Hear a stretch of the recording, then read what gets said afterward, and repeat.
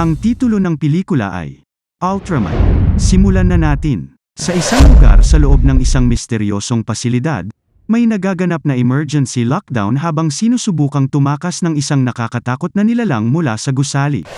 Sinisikap ng mga sundalo na pigilan ang halimaw sa pamamagitan ng patuloy na pagbaril sa kalaban, ngunit ang mga pag-atake ay hindi talaga epektibo, dahil madaling pinapatay ng halimaw ang mga tao ng paisa-isa, at walang iniwan kundi ang pagkawasak. Sa kabutihang palad, ang isang siyentipiko na nagngangalang Sarah, ay lumikha ng isang espesyal na lason para sa nilalang, at bago makatakas ang halimaw, mabilis niyang binaril ang kaaway sa mismong braso habang nagdudulot ito ng matinding sakit. Gayunpaman, ang halimaw ay tuluyang nakabawi, dahil tinitigan nito ang babae na may galit, habang ang isang mukha ng tao ay nagsimulang lumitaw sa balikat ng nilalang. Natigilan si Sarah sa kanyang nakikita sa kanyang mga mata, na nagbibigay ng pagkakataon sa halimaw na tumalon palabas ng gusali habang tuluyang naglaho sa karagatan, dahil napagtanto ng babae na siya ay nakagawa lamang ng isang kakilakilabot na pagkakamali. Sa isang malapit na paliparan ng militar, isang lalaki na tinatawag na Maki ay katatapos lang ng kanyang pagsasanay kasama ang kanyang kaibigan na si Kuroshima, ngunit ito ay lumabas na ito ang kanilang huling pagkakataon na lumilipad ng magkasama. Mabilis na nabunyag na si Maki ay nagplano na huminto sa pagiging isang piloto dahil sa kanyang anak na na-diagnose na may malubhang karamdaman, kaya nagpa siya ang lalaki na gumugol ng mas maraming oras sa kanyang pamilya sa halip. Gayunpaman, bago matapos ang kanilang pag-uusap, ang mga tao ay mabilis na nag-ambala ng isang alarma, na nagiging sanhi ng mga ito na nagmamadaling lumabas ng silid. Mabilis na sumakay ang dalawa sa kanilang mga fighter jet, bago tuluyang umalis sa gusali at naglulunsad patungo sa kalangitan.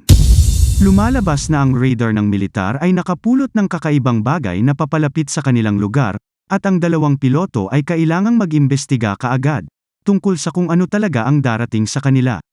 Nakapagtataka, bago nila ma-intercept ang bagay, nagsimulang mag-malfunction ang eroplano ni Kuroshima, na pumipilit sa lalaki na bumalik kaagad sa base, habang iniiwan si Maki ng mag-isa. Sa lalong madaling panahon, ang piloto ay namamahala upang makarating sa harap ng mahiwagang bagay, ngunit nabigla sa kung ano ang nasa harap ng kanyang mga mata, nang lumitaw ang isang higanten siyam na bola ng apoy at mabilis na tinupok ang buong eroplano.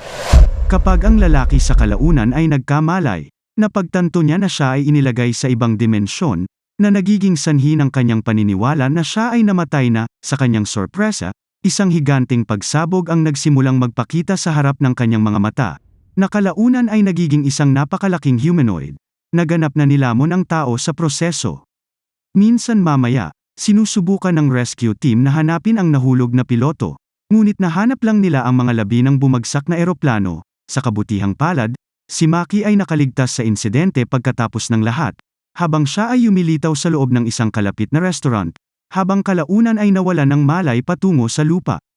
Ang lalaki ay nagsimulang magkaroon ng isang bangungot tungkol sa kanyang pakikipagtagpo sa mahiwagang nilalang, na naging sanhi ng kanyang paggising sa pagkabigla, ngunit sa lalong madaling panahon na pagtanto na ang kanyang pamilya ay nasa tabi mismo ng kanyang kama sa ospital. Ang kanilang presensya sa kalaunan ay nakapagpapatahimik sa sundalo, habang niyayakap niya ang kanyang pamilya sa kaligayahan. Sa lalong madaling panahon, sinimulan ng mga doktor na suriin ang lalaki para sa anumang mga palatandaan ng pinsala, ngunit wala silang makitang anumang mali sa kanyang katawan. Nagsisimula na ring tanungin ng mga general sa loob ng militar ang lalaki tungkol sa nangyari, habang ni-record nila ang lahat ng sinabi ni Maki. Habang pinapanood ni Sarah ang sundalo mula sa likod sa kalaunan ay pinili ng lalaki na umalis sa militar kasama ang kanyang kaibigan, upang sa wakas ay makapaggugol siya ng oras sa kanyang pamilya tulad ng dati niyang gusto. Nang hindi namamalayan na si Sarah ay lihim na ni-record ang bawat aksyon ng lalaki. Sa lalong madaling panahon, nagpa siya si Maki na kumuha ng trabaho sa loob ng isang pribadong kumpanya upang maging isang tour guide, ngunit ang hindi niya inaasahan ay ang kanyang unang customer na maging babaeng scientist. Ang tuluyan na silang nakarating sa langit, sa loob ng pribadong sasakyang panghimpapawid, itinutok kaagad ni Sarah ang baril sa lalaki, at sinabihan siyang mag-pilot kaagad palayo sa pampublikong lugar. Lalong lumala ang mga bagay nang makita ni Maki ang isang sasakyang panghimpapawid ng militar sa tabi mismo ng kanyang eroplano, na wala siyang ibang pagpipilian kundi sumunod kaagad, naganap na isinara ng mga sasakyang militar. Sa lalong madaling panahon, isinakay si Maki sa isang kotse kasama si Sarah at ang koronel ng militar ng Hapon, habang sinasabi nila sa lalaki na kailangan nila ang kanyang tulong upang labanan ang isang kakilakilabot na banta sa kanilang. Ang mga tao sa kalaunan ay dumating patungo sa isang misteryosong base, at pumasok sa loob ng isang lihim na pasilidad, kung saan ipinaliwanag ni Sarah na ang nangyari kay Maki ay nangyari na ilang buwan na ang nakalipas sa isa pang sundalo.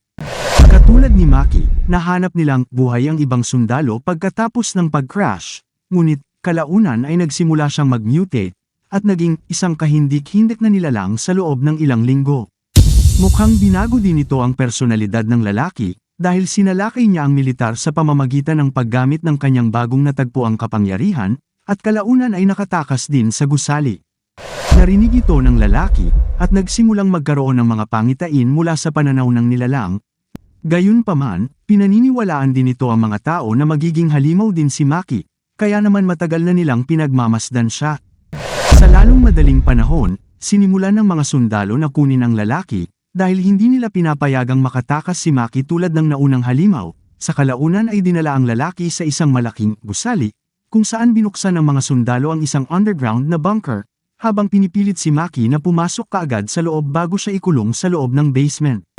Mabilis na ipinahayag na ang militar ay nagpaplano na gamitin ang lalaki upang akitin ang halimaw, dahil tila sila ay nagbabahagi ng isang telepatikong koneksyon, at sinasamantala ang pagkakataon na patayin din silang dalawa kasabay nito.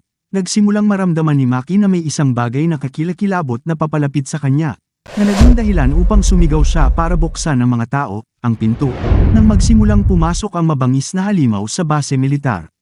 Nakita ito ni Sarah, at agad na umalis sa laboratorio, habang papunta siya sa mga sundalo, na nagpaplano ng pagtambang laban sa nilalang, at binibigyan sila ng mga bala ng lason upang talunin ang lalong madaling panahon.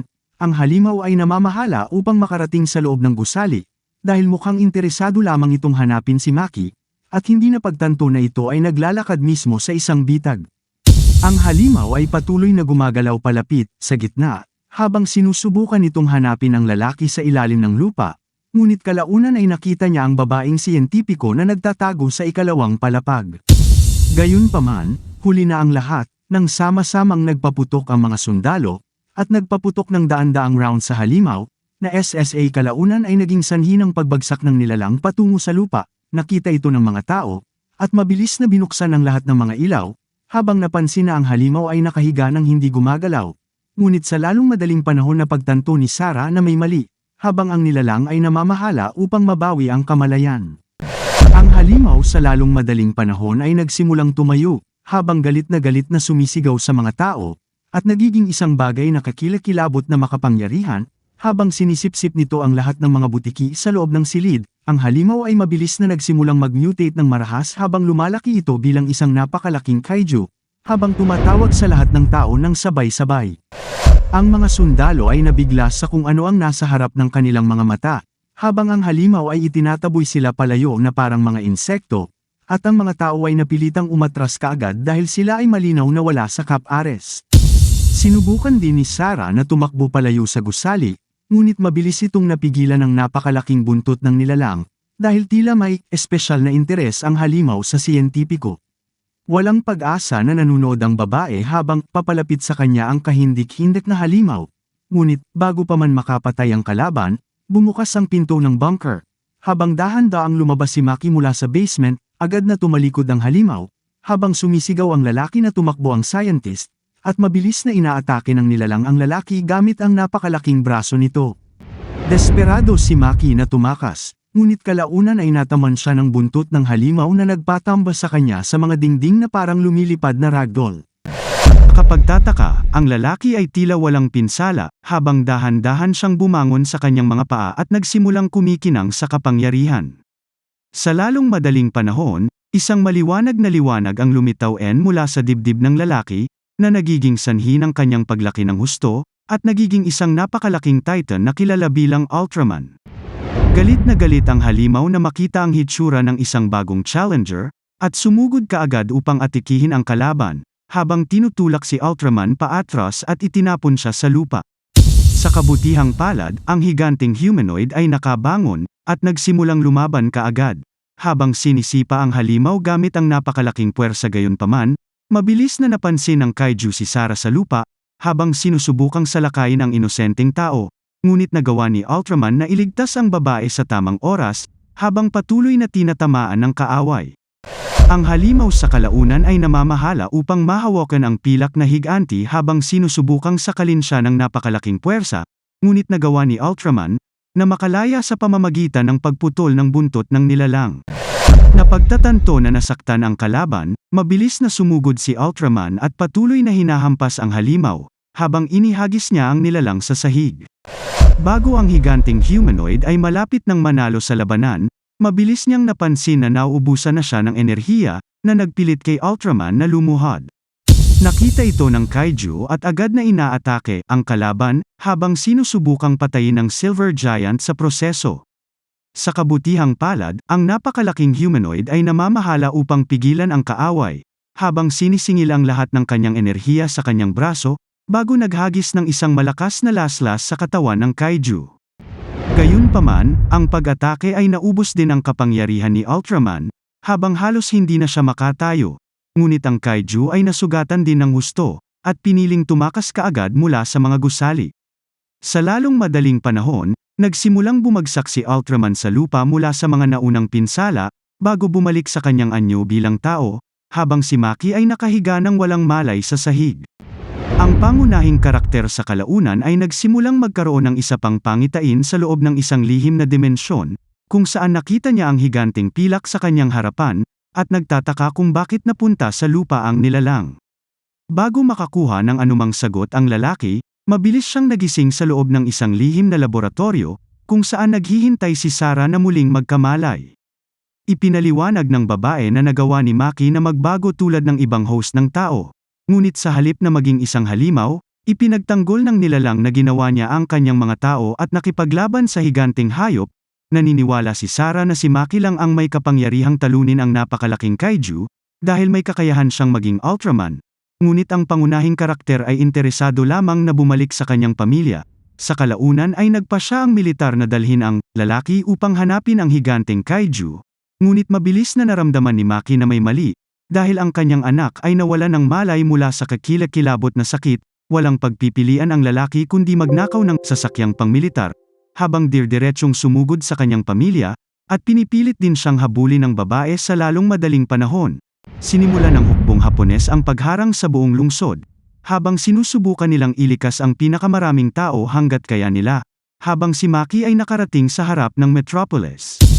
Mabilis na sumugod ang lalaki patungo sa ospital, ngunit napahinto lamang ito ng isang sasakyan na ipinahayag na minamaneho ni Sarah, dahil wala siyang intensyon na hayaang makatakas si Maki.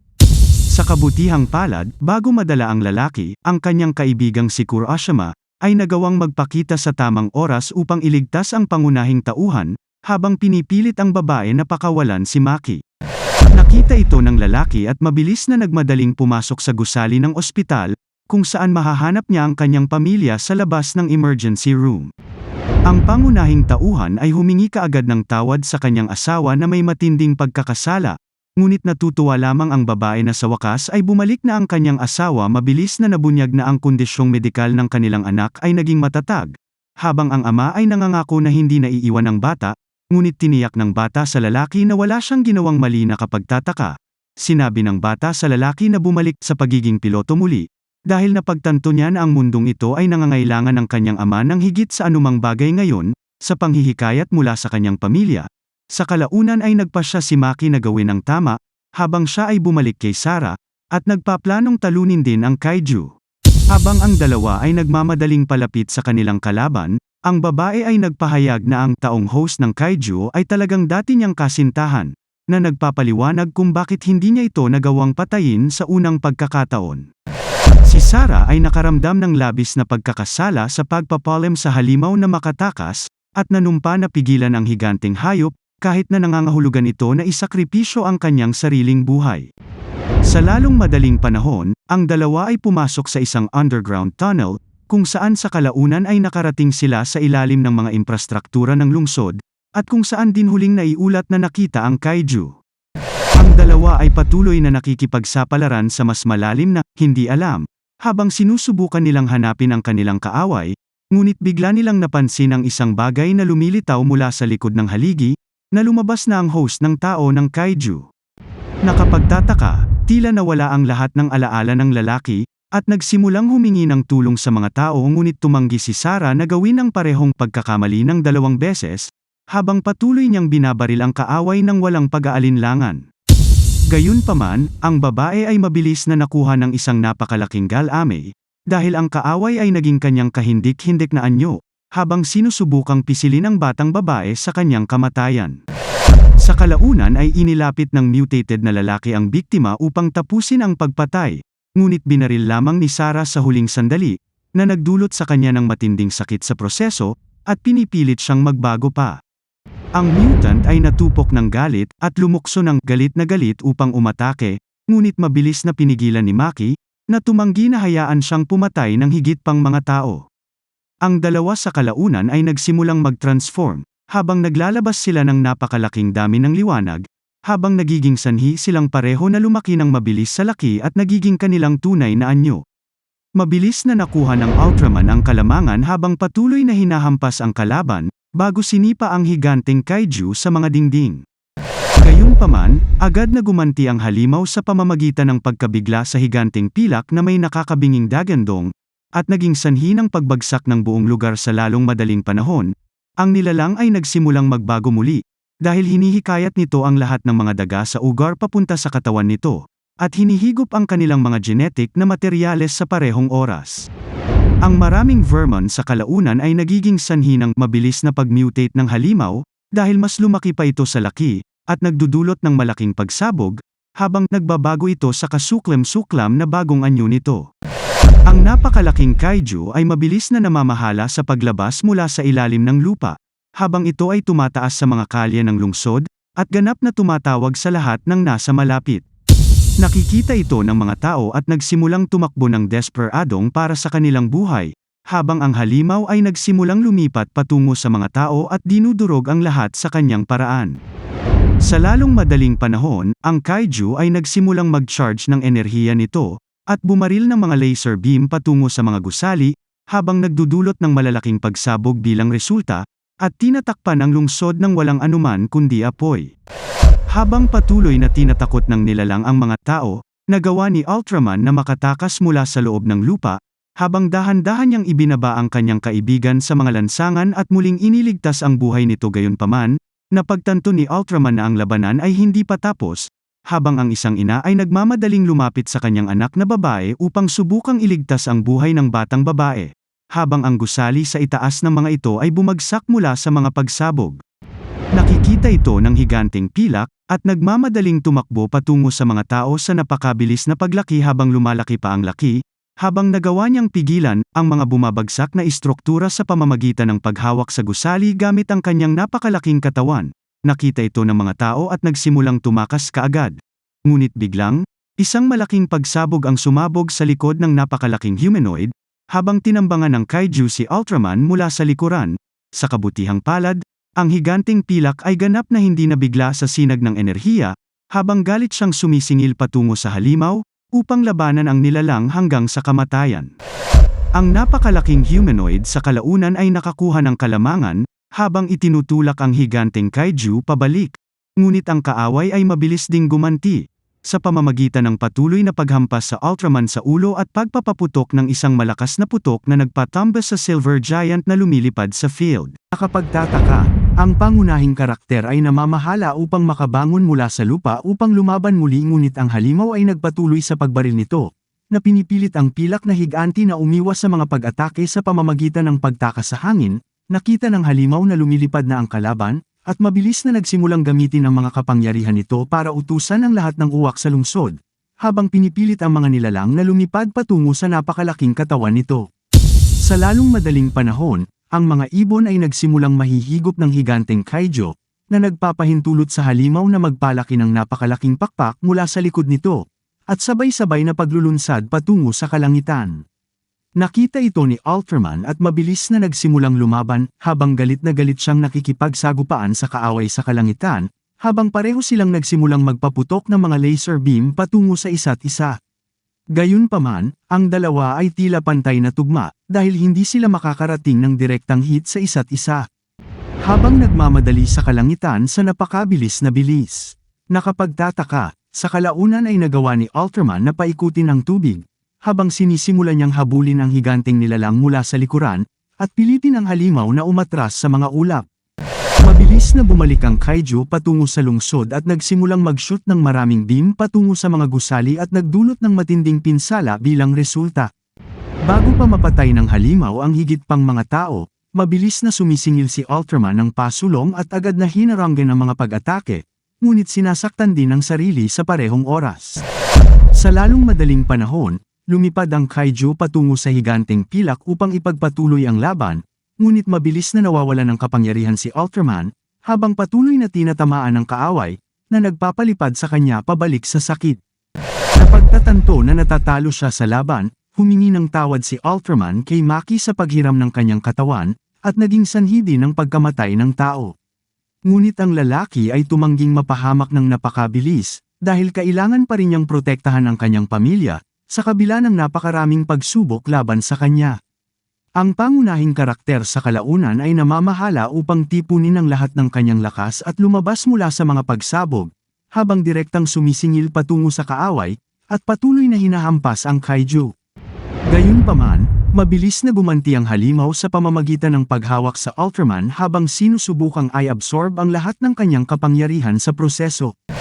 Nakapagtataka, ang isang fighter jet ay sumisingil ng pasulong at hinampes ang halimaw na may maraming missile. Habang umiiwas sa mga pag-atake ng nilalang sa parehong oras, lumalabas na si Kurashima, ay dumating upang iligtas muli ang kanyang kaibigan, habang binobomba niya ang halimaw mula sa likuran, at pinipilit ang kaiju na palayain ang Silver Giant sa proseso. Mabilis na sinasamantala ni Ultraman ang pagkakataon sa pamamagitan ng pag-charge sa kanyang mga kapangyarihan, habang nagpapaputok ng mga blades ng enerhiya patungo sa kalaban, at nagiging sanhi ng pagkahulog ng napakalaking nilalang mula sa langit at pagbagsak pabalik sa lungsod. Gayunpaman, ang halimaw sa kalaunan ay namamahala upang makabawi, habang ang Ultraman ay dumapo sa harap mismo ng kaaway, at nagsimulang i-conjuring ang lahat ng kanyang kapangyarihan sa kanyang mga braso. Mabilis na ginagawang kidlat ng napakalaking humanoid ang enerhiya habang direktang bumaril ng malakas na sinag sa dibdib ng kaiju at nagiging sanhi ng pagsigaw ng halimaw sa matinding paghihirap. Ang higanteng pilak sa kalaunan ay namamahala na itulak ang kaaway pabalik, na ginagawang alabok ang kasuklam-suklam na halimaw, habang ito ay naglalaho sa tabi ng hangin. Sa lalong madaling panahon, ang napakalaking humanoid ay nagsimulang kumikinang din, at mabilis na bumalik mula sa kanyang napakalaking anyo, habang dahan-daang bumababa sa lupa. Ang nagniningning na mga ilaw sa kalaunan ay nagiging pangunahing tauhan, habang siya ay nakahiga ng walang malay sa lupa at nagsimulang magkaroon ng isa pang pangitain tulad ng dati.